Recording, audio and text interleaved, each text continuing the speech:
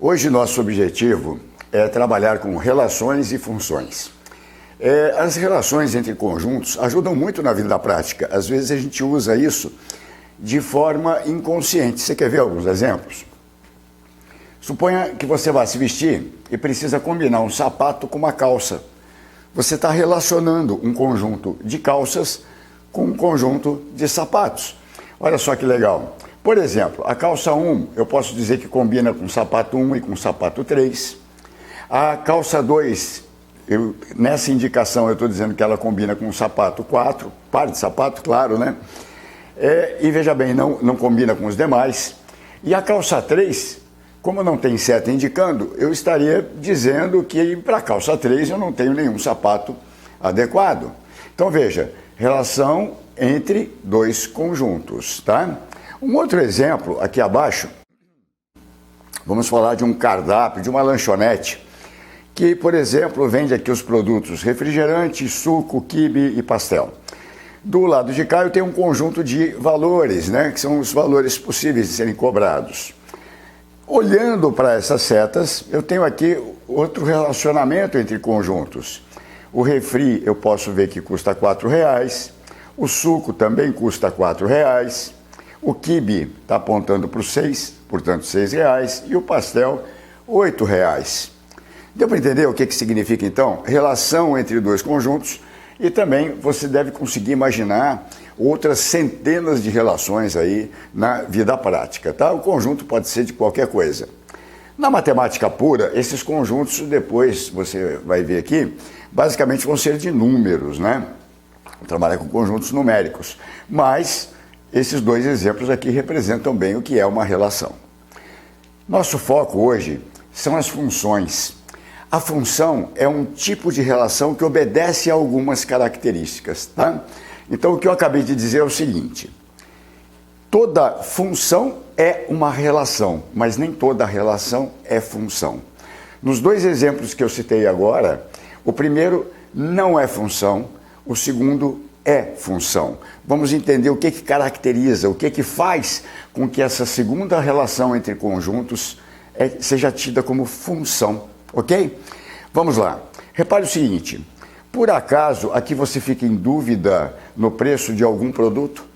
Quando você pensa, eu quero comer um quibe, você sabe exatamente quanto é o quibe ou você fica em dúvida?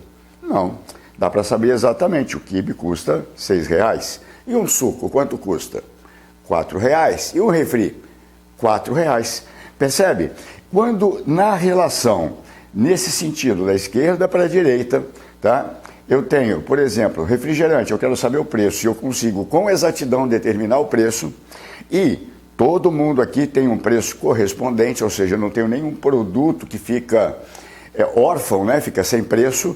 Eu digo que esta relação entre conjuntos, nesse sentido de produto para valor, é uma função. Tá legal? Agora, vamos entender por que essa primeira não é. Olha, se você veste a calça 1, né? Se você veste a calça 1, você fica em dúvida. Eu uso o sapato 1 ou o sapato 3. Não está determinando qual é o sapato. Diferente do que aconteceu aqui, o preço fica determinado. Se você olhar para as setas, repare que aqui parte duas setas da calça. Aqui não. Pode chegar as duas no mesmo 4. Mas não partem duas setas de um elemento do conjunto da esquerda. Tá legal? Outra coisa aqui que também faz com que essa relação não possa ser classificada como função. A calça 3 não tem sapato, ou seja, não se relaciona com ninguém. Ok? Então, para ser função, é obrigatório que todos os elementos daqui tenham lá o seu correspondente do lado direito e que você não fique em dúvida, saiba exatamente qual é. Portanto, tem que ter um único correspondente à direita. Bacana, legal. Vamos agora devagarzinho entrando para a matemática. Observe que quando você faz uma relação entre conjuntos, você forma pares. Calça 1 com sapato 1, calça 1 com sapato 3. Esses pares podem ser representados entre parênteses. Olha que bacana. Calça 1, sapato 1, calça 1, sapato 3, calça 2, sapato 4. Então eu tenho 3 setas, eu tenho 3 elementos num conjunto que eu chamei de V. Eu dei um nome para a relação. Como a relação é vestir, eu dei o nome de V, de vestir. Então, esse V é um conjunto de pares ordenados. Ordenados porque o da esquerda está do lado esquerdo e o elemento da direita é da lista da direita, ok? O cardápio eu chamei de relação C e do mesmo modo eu também formei pares ordenados. Então representar deste modo ou deste modo é a mesma coisa, são duas formas diferentes de representarmos as mesmas relações. Então, repetindo, é relação? Sim. É relação? Sim. É função o primeiro? Não, mas o segundo, positivo, é função. Legal? Vamos sofisticar mais um pouco agora, vamos começar a dar nome para as coisas, tá? Eu chamei a relação cardápio de C, e é uma função. Então, eu vou ler dessa forma, função C, nome da função, podia ser x, y, f, função C de produto em valor. Eu estou dando sentido, é daqui para cá, tá? Nem sempre que funciona da esquerda para a direita, o inverso é verdadeiro. Portanto, essa ordem é importante, tá? E represento desse modo, C dois pontos, então aqui é o nome da função, do conjunto da esquerda para o conjunto da direita. Tá legal? E agora o entendimento aí dessa palavra função, né? Por que função? Função é meio que sinônimo de depender, é função de, depende de.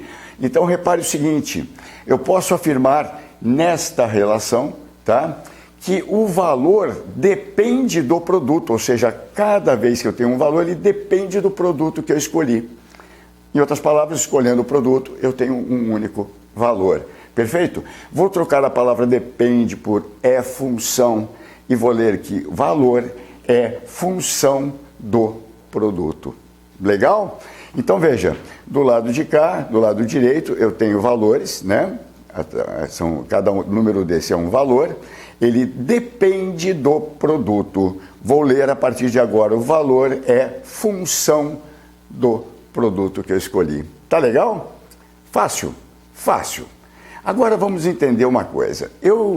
Aqui eu fiz uma outra representação, né, com um diagrama de Venn, tá? Fiz um diagrama de flechas.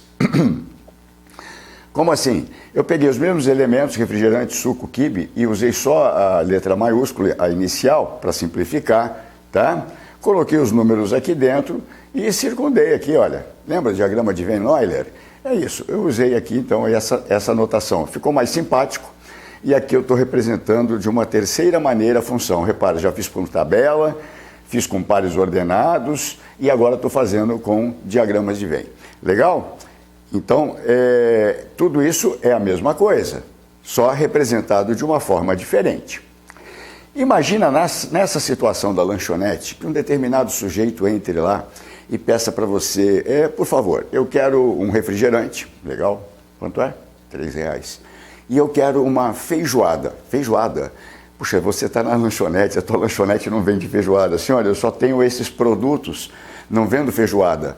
Feijoada eu não domino, está fora do meu domínio, fora do meu controle. Percebeu aqui a palavra domínio? Nós vamos definir uma coisa que se chama domínio da função. Então, vamos usar o cardápio aqui como uma base. O cardápio é tudo aquilo que você domina, que você produz na tua lanchonete. E é esse lado esquerdo, tá? Então, sempre o conjunto da esquerda vai ser o domínio da função. Como eu dei o nome de C para essa função, eu vou representar assim, D de C, quer dizer domínio da função C, e aqui um conjunto de elementos. Quem são esses elementos? São esses, olha, é o refri, o suco, o quibe e o pastel. Refri, o suco, o quibe e o pastel. Entendeu o que é domínio? Tá?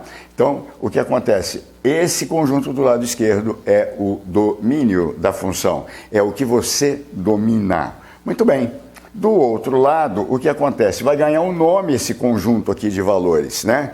E veja que eu não usei todos os valores, mas botei valores possíveis. Eu quero cobrar de 1 a 10 reais ali dentro. Muito bem. Como é que eu vou dar um nome para esse outro conjunto? Se eu estou do lado de cá e a outra pessoa está do outro lado da rua, ela está do lado contrário, certo? Então, o conjunto que está do lado oposto ao domínio, eu vou chamar de contradomínio. Daí o nome contradomínio, vou representar dessa forma, por CD. Contradomínio da função C. Tá? São todos os elementos desse conjunto da direita. Então, eu tenho números aqui de 1 a 10, meu contradomínio de 1 a 10. Não importa se eu usei todos os números ou não, Mas até de uma certa forma tem lógica. Eu posso querer aumentar o preço, por exemplo, ou mudar um preço, o suco passar a custar R$5, pode, né? Você tem essa possibilidade no contradomínio. Tá legal? Agora, olha só, vou te definir mais um elemento aqui, o conjunto imagem, tá? Quando você se olha no espelho, o que você vê do outro lado do espelho? A sua imagem. Então, tenta imaginar aqui um espelho. Quando você pega o R, ele vê do lado de lá o 4. O 4 é a imagem do R, certo? Então, só alguns elementos do contradomínio são utilizados como imagem, né? Repare que nenhuma seta chega no 5, no 9, no 7. Então, esses elementos que são usados nesse momento, nesse cardápio, nessa função, formam o que eu chamo de conjunto imagem, tá bom? Então, o conjunto imagem aqui da função C é composta dos elementos 4, 6 e 8. Eu botei aqui de outra cor para destacar, chamar a atenção. Então, ficou claro que é domínio, contradomínio, está do lado contrário, imagem são só aqueles que aconteceu a seta, que houve o reflexo. Então, se te derem uma função, perguntarem qual é o conjunto imagem? 4, 6, 8. Qual é o conjunto domínio? Todo o conjunto da esquerda. Ah, e se tivesse um elemento aqui que não tem flecha, seria do domínio? Pode parar. Se tivesse um elemento aqui que não tem flecha, isto não seria uma função, seria uma relação, pode ser útil, que nem essa para você se vestir, mas não tem a característica da função, que é a obrigatoriedade de ter um correspondente para cada um dos elementos do domínio. Combinado? Muito bom. Se você entendeu bem o cardápio, vai ficar muito fácil de resolver esses exercícios. Vamos entender mais uma forma de representar, que é a lei matemática. Antes dela, vamos imaginar, aqui eu não fiz uma função C de cardápio, que é do produto em valor. Aqui eu vou inventar uma função F, então uma função genérica, F, do conjunto A no conjunto B. O que quer dizer isso? Eu vou ter um conjunto A com elementos aqui e as setas vão sair de A para B. Legal? Então, meu domínio é o conjunto A, meu contradomínio é todo o conjunto B. Tranquilo? Muito bem. Essa função F eu representei aqui por essas setas, olha, o 1 leva para o 2, o 2 leva para o 4 e o 3 leva para o 6. Muito bem. Como é que você vai lembrar agora? Isso é uma relação simplesmente ou, além de ser relação, é função? Como é que você vai fazer isso? Vou te dar uma dica. O cardápio não te pareceu uma coisa lógica? Não é estranho você chegar num restaurante e falar, me dá um suco. Quanto custa o suco? Aí tem lá uma flecha apontando para 5, outra apontando para 10 e outra para 8. Gente, não pode, né? É de acordo com a cara do freguês, não vale. Então, cada produto tem que ter um único preço. Então, você vai fazer de conta que o lado esquerdo é o lado esquerdo do seu cardápio. Imagina um cardápio. Uma professora aqui não tem número, não tem pratos, ou sanduíches, não importa. Você vai pensar assim, sanduíche 1, sanduíche 2, sanduíche 3, produto 1, produto 2, produto 3, ok? Legal. E do lado de lá você vai fazer de conta, ninguém falou que são valores, você vai fazer de conta que são os preços. E aí, se o seu cardápio tiver lógica, você vai ter certeza que é uma função. Vamos ver se tem lógica. Eu tenho preço para o produto 1? Tenho. Ah, custa R$2. Eu fiquei em dúvida? Não, custa R$2. Eu tenho preço para o produto 2? Opa, custa R$4. Eu fiquei em dúvida? Não, não fiquei em dúvida. E o produto 3? Custa R$6. Também não fiquei em dúvida. Tem algum produto aqui que está faltando, está sem preço? Não, todos eles têm preço. Meu cardápio está funcionando? Sim, o meu cardápio funciona perfeitamente. Fechou? É função. Tá bom. Fácil assim, tá bom? Então guarda a ideia do cardápio para você utilizar nos exercícios onde você está lidando com matemática pura. Você vai fazer de conta que é um cardápio, tá bom?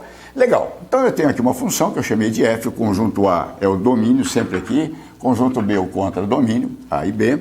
Podia ser qualquer outro nome. E repare, representei aqui pelos diagramas, ou pelo diagrama de flechas, se preferir. Aqui eu chamei a função F, representei a função F pelos seus elementos, que são os pares ordenados.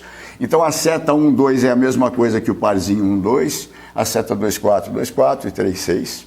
Legal? A exemplo que eu já tinha feito lá. E agora, duas novidades. Olha que legal. Quando você pensa em pares ordenados, você lembra do plano cartesiano, dois eixos perpendiculares, x e y, né? E cada par desse pode ser representado por um ponto no plano cartesiano. E foi exatamente o que eu fiz. Quando x vale 1, então vamos só acrescentar uma coisa. Eu representei de uma forma genérica, pela variável x, esses elementos aqui. Então x pode ser 1, ou 2, ou 3. E o y, eu representei esses aqui. O y pode ser 1, 2, 3 até 10. Tá legal? Então aqui no eixo do x eu marquei 1, 2, 3. Aqui 1, 2, 3, 4, 5, 6. Por falta de espaço eu não fiz, mas eu vou até o 10. Tá legal? Muito bem. Quando o x vale 1, o y vale 2. Então eu marquei lá, ó, x vale 1, o y vale 2. Este ponto está representando este par ordenado 1, 2, que representa esta flecha. Então, 1, 2, 3 formas diferentes de você mostrar a mesma coisa. E o par 2, 4, olha lá, o x vale 2, o y vale 4, este ponto representa esse par. E, finalmente, esse ponto representa esse par. São 3 elementos da minha função f, são 3 pontos da minha função f. Tranquilo? Legal? Você consegue, então, representar a função já de uma nova forma, gráfica. E ela vai ser muito importante para a gente daqui para frente, para as próximas aulas. E agora, uma finalização aqui com uma coisa muito bacana. Algumas funções, não são todas, obedecem a alguma lei matemática. Como assim uma lei matemática? Eu posso perceber que existe uma relação até para adivinhar. O 3, por exemplo, vai levar a quanto? Olha, 1 leva para o 2, o 2 é o dobro de 1. O 2 leva para o 4 é o dobro de 2. Entendeu? O 3 leva para o 6. Que legal. Eu percebi, então é neste exemplo, tá? Eu percebi que existe uma lei. Cada elemento y que eu obtenho aqui, ele é o dobro do elemento x. Ó, dobro 1, cai no 2, dobro 2, cai no 4, dobro 3, cai no 6. Então, neste caso específico, eu posso fazer uma lei, criar uma lei, escrevendo que cada y vale 2 vezes x. Legal? Y igual a 2x seria a nossa lei.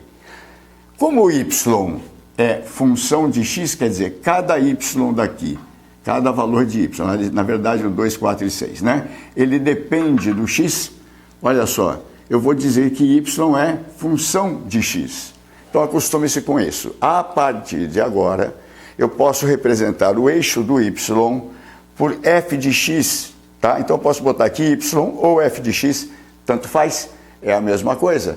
Quando eu estiver trabalhando com funções, o y é uma função de x, ele depende do x, é isso que eu estou informando ali. Tá legal? Então, em vez de escrever y igual a 2x, eu escrevi f de x igual a 2x. O que significa isso? Eu criei uma lei, então eu resumi muito isso aqui, em vez de 3 elementos, com x e f de x, eu consegui representar todos 3. Como assim? Vamos ver? Olha só. Quando x vale 1, quem é a função do 1? Vai cair aonde, né? Quem é o y? Ele é a função do 1. Então, se o x é 1, eu vou ler f de 1 vai ser igual a 2 vezes 1, que é 2. Olha ele lá. E quando x for 2, eu vou ler função do 2 igual a 2 vezes 2. 2 vezes 2, 4. Olha ele lá. Sacou? F de 3. Quando x é 3, o f de x, o f de 3, vai ser 2 vezes 3, portanto, 6. Então, eu consegui representar por uma lei, tá bom? Essa aqui vai ser o ponto de partida para as nossas próximas aulas. Agora, é muito importante aqui o seguinte, gente. Quando eu falo f de x igual a 2x, eu poderia imaginar, por exemplo, se o x fosse 5, f de 5 igual a 2 vezes 5, 10. Só que nessa função não vale, porque não tem 5 aqui no domínio, está fora do domínio, certo? Então, quando você faz a lei, é muito importante que você defina o domínio da função, tá? A imagem é uma consequência, aqui eu marquei, mas o domínio é fundamental. Então, nesta função, o domínio dessa função é 1, 2 e 3, é um conjunto que tem 3 elementos. Então, obviamente, eu não vou calcular o f de 5, eu só posso calcular, neste exemplo, para 1, para 2 e para 3. Tá legal? Espero que você tenha compreendido, entendido, então, a diferença de função e relação. Na verdade, Toda função é uma relação entre dois conjuntos, mas nem toda relação entre dois conjuntos vai ser chamada de função. E as funções nos interessam muito na matemática, vamos trabalhar a partir da próxima aula. Muito obrigado pela atenção, até a próxima.